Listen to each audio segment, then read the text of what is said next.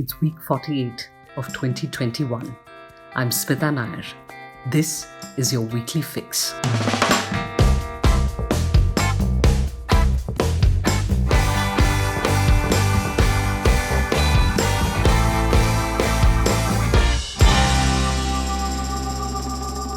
December warrants stock taking. A look at the year that was. And it was a dismal one for free speech. The case of stand-up comedian Munawar Faruqui in the months January through December neatly encapsulates how wholly ineffectual the state is in protecting the fundamental rights of its citizens. Faruqui was arrested on the 1st of January by the Indore police on a complaint by the son of a BJP MLA who claimed that he knew that Faruqui, in his yet-to-be-performed act, intended to denigrate Hindu deities. The comedian spent 37 days in jail, never mind the fact that there wasn't any proof to substantiate the charge to begin with. Since then, the man has been hounded by right-wing groups and his livelihood threatened. Earlier this week, the Bengaluru police directed cancellation of a scheduled Munawar Faruqui show, citing potential law and order issues. Worse still, the police seemed to make common cause with the Hecklers, referring to Faruqui as, quote, controversial.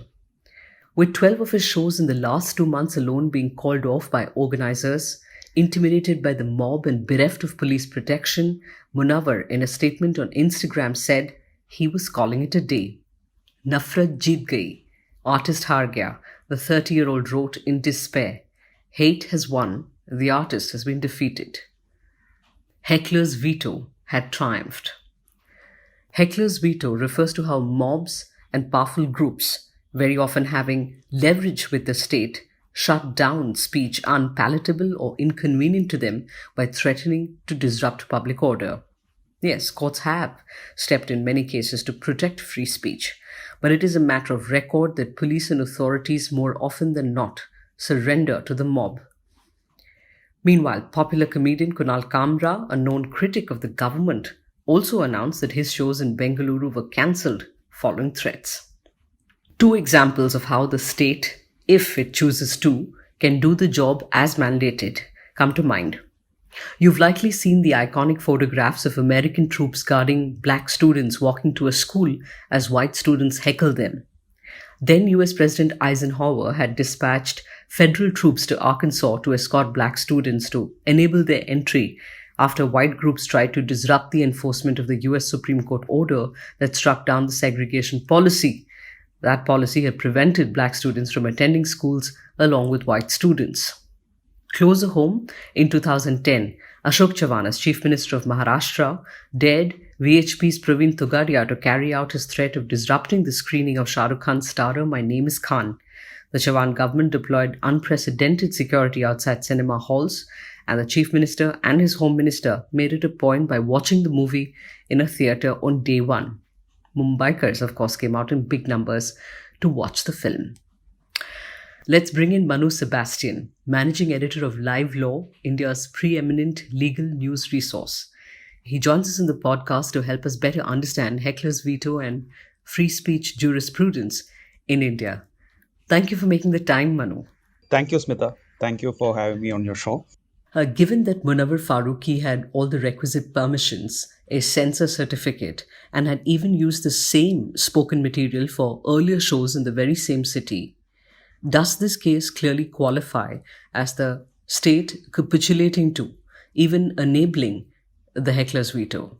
See, in this case, Munawar Faruqui, he has a lot of fundamental rights guaranteed by the Constitution. He has the fundamental right to freedom of expression. And also being a comedian who is earning his livelihood from his stand-up comedy shows, it also forms as part of his right to earn livelihood. So right to practice trade, profession, that is also a guaranteed fundamental right. And also, I would even go to the extent of saying that this forms part of his right to life, because for a comedian or for an artist, expression, that a medium of expression that forms, his part of life as such. If he is denied that medium of expression, that will kind of amount to the death of an artist in a figurative sense. So to an extent, this infringes his right to life also. Right. So here he had all requisite permissions. He had the certificate, and here the violence was being threatened by another group, a mob, which had no legal basis to issue threats or intimidation against him. So here the mob was clearly, they were clearly doing intimidation, issuing threats, and these are all offenses under the Indian Penal Code. And what should be the police doing in such a situation? Here is a group which is openly threatening violence. So they should be acting against the mob. Instead of that, the police conveniently wash their hands off and saying that you should a kind of advisory to the organizers saying that you better cancel the show, which is basically in effect saying that police is basically saying that, see, we are not going to protect you. You can do the show at your own risk. Even if some event of violence is happening, we are not there to protect you. So this is a clear abdication of responsibility by the police. Okay. And this is a clear case of police surrendering to the blackmail techniques adopted by a dominant, violent mob, and which you described as Heckler's veto. So this Heckler's veto, we all know that it's a situation where a violent mob, which has no legal support, is using their social dominance to suppress certain voices, suppress certain opinions. Right. And the state is here siding with the dominant group, that mob. Yes. So this is a clear case of violation of all constitutional rights. The state failed in its duty to protect fundamental rights and to take action against the mob which was threatening violence. So this is a very unfortunate situation, very depressing situation for any person who is believing in rule of law and civil liberties. This is a very depressing sight, and this is a big letdown by the Bangalore police. Right.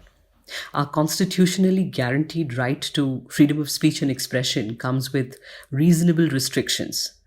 Are they clearly and comprehensively defined? Who gets to impose said restriction on free speech? Can an arm or an institution of the state, like the police, claim that its refusal to provide Munawar Faruqi's show protection and its direction to organizers to cancel the show falls under this? See, Article 19, Clause 2, it says that the state can impose reasonable restrictions on the exercise of fundamental right to freedom of speech and expression.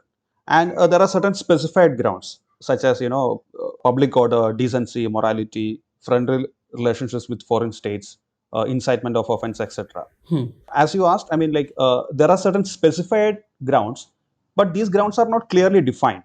For example, like for public order, what is public order? There is no clear definition, and there is also a phrase, decency and morality, and these are all kind of subjective and subject to the interpretation of the lawmakers and the enforcement agencies.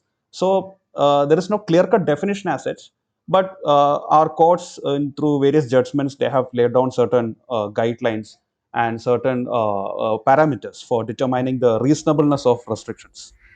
For example, there is this doctrine of proportionality, and the restrictions should be proportionate to the threat, and it should be backed by a statute. I mean, there should be a legal basis for these restrictions. So these restrictions should be sanctioned by law.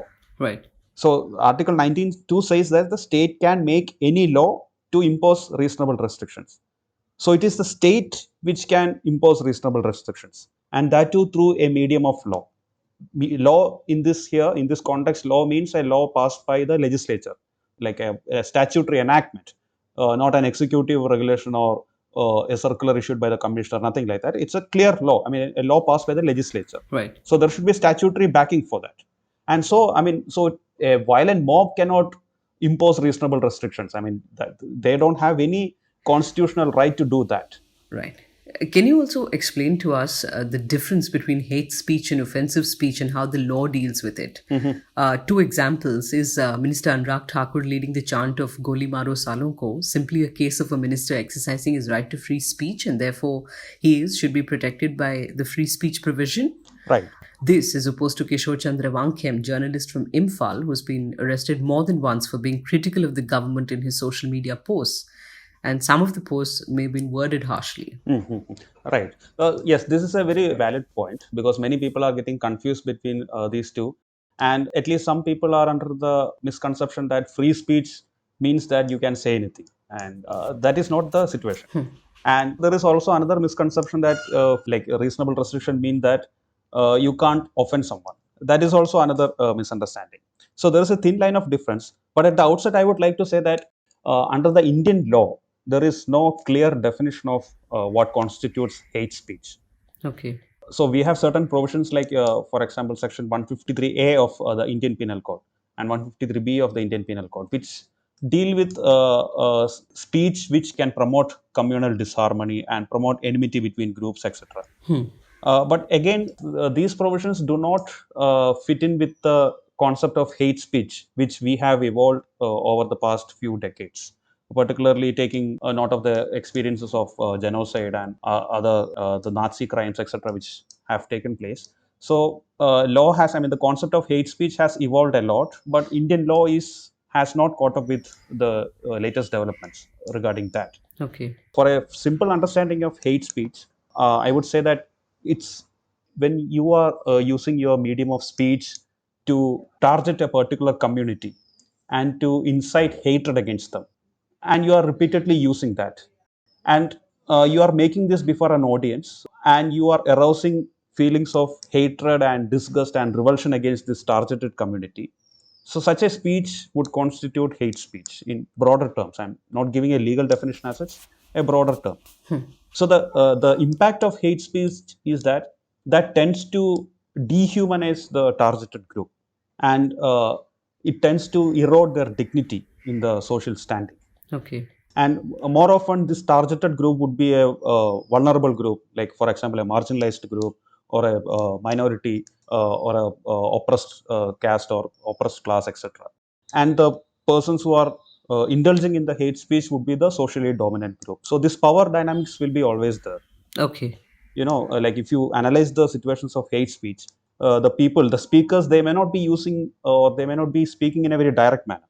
They might be using indirect words or certain slurs, slangs, etc., which the audience would be able to understand. What we call in common parlance dog whistles. Yes.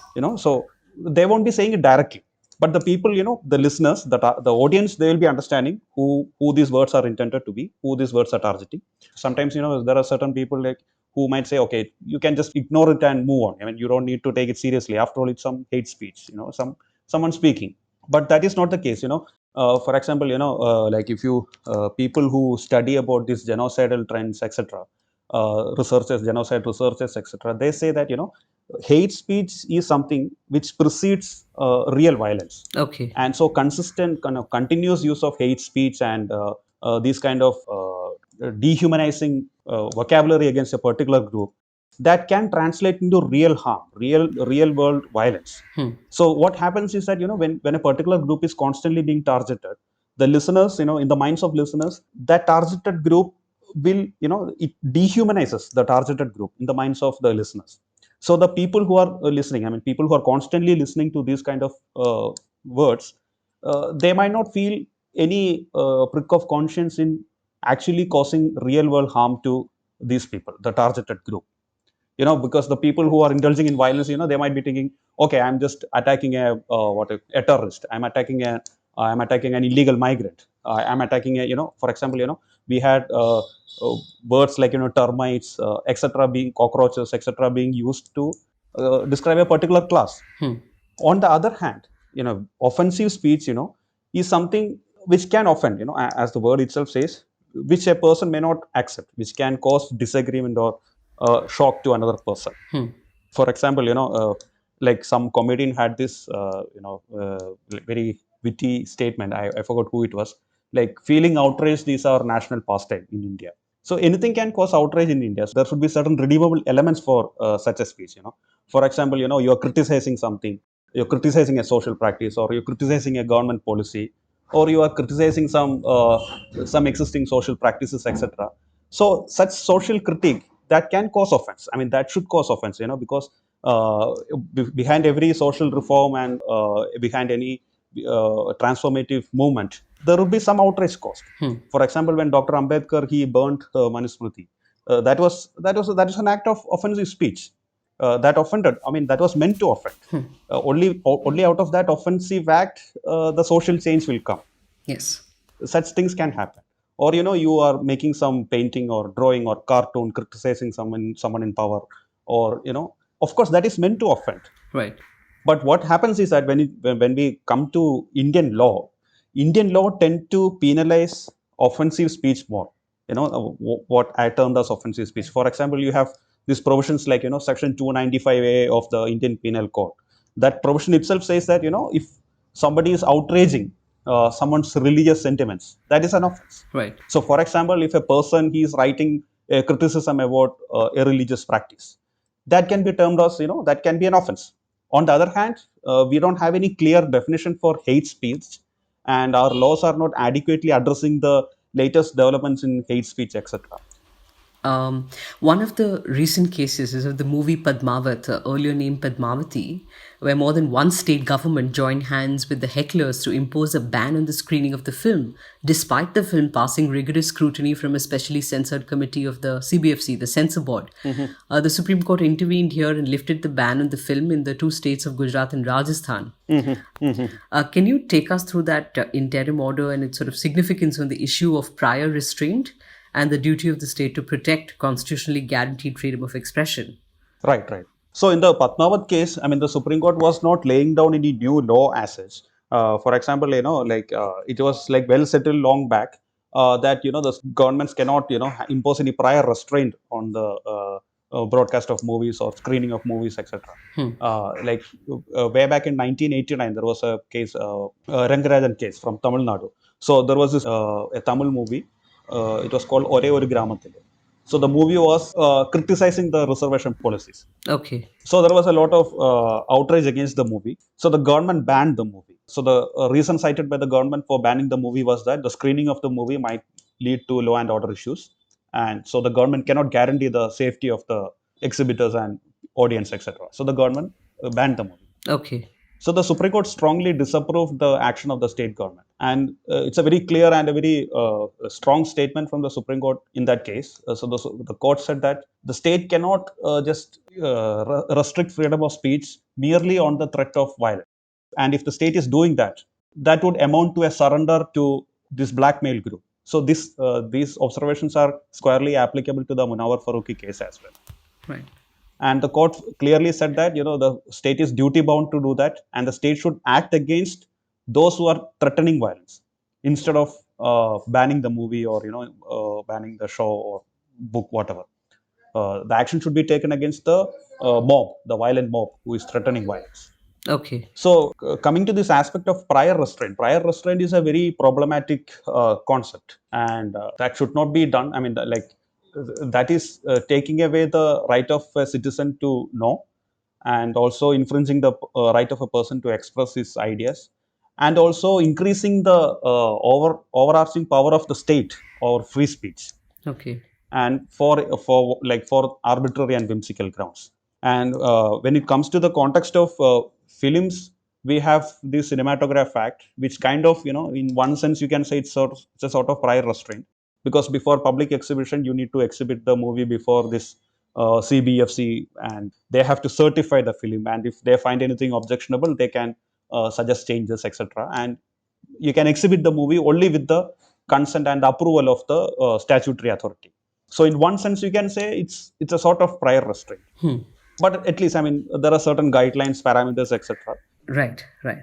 And is prior restraint not allowed at all under Indian law? How about these ex parte injunctions issued by courts to media houses or against media houses, basically gag orders secured by moving court, as Tejasvi Surya did in 2019 before the elections, banning the media from reporting anything derogatory about him. Right, right. The Karnataka High Court, of course, lifted that injunction.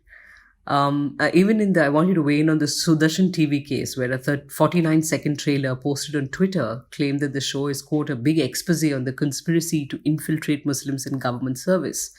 How did the courts deal with that? So prior restraint as a as a concept under Indian law is that should not be done. That should be done only in exceptional cases, very very exceptional cases. You let a speech to take place, and after that, if the speech is like there are certain criminal elements in the speech, then you take action. You don't impose, you don't restrict a person from speaking at all. That is a concept. Okay. And even in the Sudarshan TV case as well, when the case came before the Supreme Court, the Supreme Court initially said that, I mean, we can't impose the prior restraint. I mean, the telecast had not happened on that day. So before the show, the TV channel, I mean the anchor had released 2-minute trailer kind of a thing, which kind of indicated what the theme and tenor of the show would be. So based on that, the petitioners had approached the Supreme Court saying that this show is going to be offensive. There is a communal targeting of Muslims. So they sought for a stay. Okay. But the Supreme Court said that, I mean, let the telecast happen. We can't impose a prior restraint. But I mean, there is an interesting thing which happened on that day. So on the same day itself, another petitioner had approached the Delhi High Court, and the Delhi High Court had stayed the telecast of the show after seeing this 2-minute trailer or something. The Delhi High Court said that this show is definitely going to be. There is no doubt that this is a communal program. So the Delhi High Court stayed. But on the same day, I mean, around at the same time itself, another petitioner had approached the Supreme Court, and the Supreme Court was not aware of the order passed by the Delhi High Court. I mean, both these cases were being heard in the at the same time also, parallelly. Okay. And the Supreme Court said that, I mean, we can't impose a prior restraint. And the show was telecasted for I think 3-4 episodes were telecasted. Then after that, the case came before the Supreme Court again after notice was served to Sudarshan TV and its anchor, etc. And after that, after seeing, going through the details of the already telecasted 4 episodes, and also other, the trailer and other, even the history of the channel, etc. The court said, court stayed the further telecast of the other remaining episode. It was meant to be a 10-episode show or something. So 4 episodes were telecasted. The rest 6 episodes, the court stayed. And the court asked the Ministry of INB to look into the content of the show, etc. And later, the INB ministry also said that, I mean, the show is distasteful, communal in its tone, and they suggested certain changes, etc. Okay. But there is another trend of this trial courts and even the lower courts issuing injunction orders against telecast of news or even publication of books, etc. Ex parte, when before, without hearing the other person, without hearing the author or the producer. So, as you mentioned, that happened in the Tejasvi case. And recently also in Karnataka, like in that there was a sex CD scandal involving certain ministers and certain politicians, etc. So, several politicians and even ministers of the Karnataka state government, they approached the court saying that, no content should be published against us. And the court granted injunction order, blanket injunction order against all media houses. The videos or whatever should not be published against them. So that is a very, that is a very disturbing trend actually, because at the ex parte stage itself, without hearing the other side, the courts are passing such orders, and there is no uniform trend as well. It depends from court to court. For example, last week, we had this case against this book of Salman Khurshid, which created certain controversies. But the Delhi High Court and even as well as the Delhi Trial Court, I mean, one petition was filed before the High Court, and also another civil case was filed before the civil court as well. So the courts did not grant any stay, any injunction against the book. Basically, the court said that, I mean, if you don't want to read it, don't read it. I mean, we cannot restrict someone's academic or intellectual freedom. That happened. Okay. So there is no uniform pattern by the courts as such. Some cases they stay the publication of book. In some cases they don't. For example, like few years back, there was another case.